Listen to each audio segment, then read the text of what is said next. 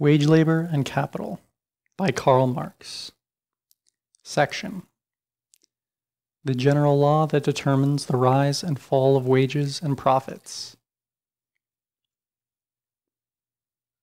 We have said, quote, "Wages are not a share of the worker in the commodities produced by him. Wages are that part of already existing commodities with which the capitalist buys a certain amount of productive labor power." End quote. But the capitalist must replace these wages out of the price for which he sells the product made by the worker. He must so replace it that, as a rule, there remains to him a surplus above the cost of production expended by him. That is, he must get a profit. The selling price of the commodities produced by the worker is divided, from the point of view of the capitalist, into three parts. First, the replacement of the price of the raw materials advanced by him, in addition to the replacement of the wear and tear of the tools, machines, and other instruments of labor likewise advance him. Second, the replacement of the wages advanced, and third, the surplus left over, i.e., the profit of the capitalist. While the first part merely replaces previously existing values, it is evident that the replacement of the wages and the surplus, the profit of capital, are as a whole taken out of the new value, which is produced by the labor of the worker, and added to the raw materials. And in this sense we can view wages as well as profit, for the purpose of comparing them with each other, as shares in the product of the worker. Real wages may remain the same, they may even rise. Nevertheless, relative wages may fall. Let us suppose, for instance, that all means of subsistence have fallen 2/3 in price, while the day's wages have fallen but 1/3, for example, from 3 to 2 shillings.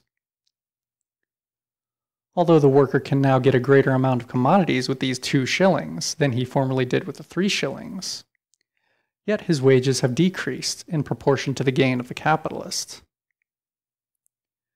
The profit of the capitalist, the manufacturers for instance, has increased 1 shilling, which means that for a smaller amount of exchange values, which he pays to the worker, the latter must produce a greater amount of exchange values than before. The share of capitals, in proportion to the share of labor, has risen.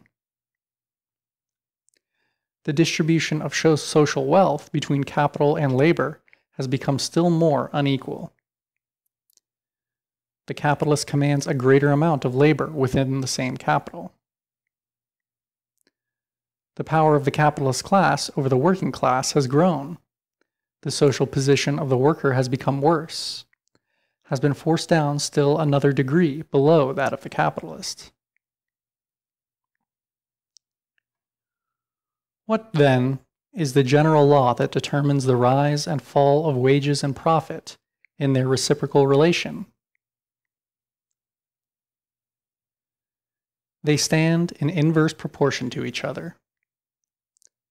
The share of profit increases in the same proportion in which the share of labor, wages, falls, and vice versa. Profit rises in the same degree in which wages fall. It falls in the same degree in which wages rise. It might perhaps be argued that the capitalist class can gain by an advantageous exchange of his products with other capitalists, by a rise in the demand for his commodities, whether in consequence of the opening up of new markets, or in consequence of temporarily increased demands in the old market, and so on. That the profit of the capitalist, therefore, may be multiplied by taking advantage of other capitalists, independently of the rise and fall of wages, of the exchange value of labor power, or that the profit of the capitalist may also rise through improvements in the instruments of labor, new applications of the forces of nature, and so on. But in the first place, it must be admitted that the result remains the same, although brought about in an opposite manner. Profit, indeed, has not risen because wages have fallen, but wages have fallen because profit has risen. With the same amount of another man's labor, the capitalist has bought a larger amount of exchange values without having paid more for the labor on that account, i.e., the work is paid for less in proportion to the net gain which it yields to the capitalist. In the second place, it must be borne in mind that, despite the fluctuations in the prices of commodities, the average price of every commodity, the proportion in which it exchanges for other commodities, is determined by its cost of production. The acts of overreaching and taking advantage of one another within the capitalist ranks necessarily equalize themselves. The improvements of machinery, the new applications of the forces of nature, and the service of production make it possible to produce in a given period of time, with the same amount of labor and capital, a larger amount of products, but in no wise a larger amount of exchange values. If by use of the spinning machine I can furnish twice as much yarn in an hour as before its invention, for instance, 100 pounds instead of 50 pounds, in the long run I receive back, in exchange for this 100 pounds, no more commodities than I did before for 50, because the cost of production has fallen by a half, or because I can furnish double the product at the same cost. Finally, in whatsoever proportion the capitalist class, whether of one country or of the entire world market, distribute the net revenue of production among themselves, the total amount of this net revenue always consists exclusively of the amount by which accumulated labor has been increased from the proceeds of direct labor.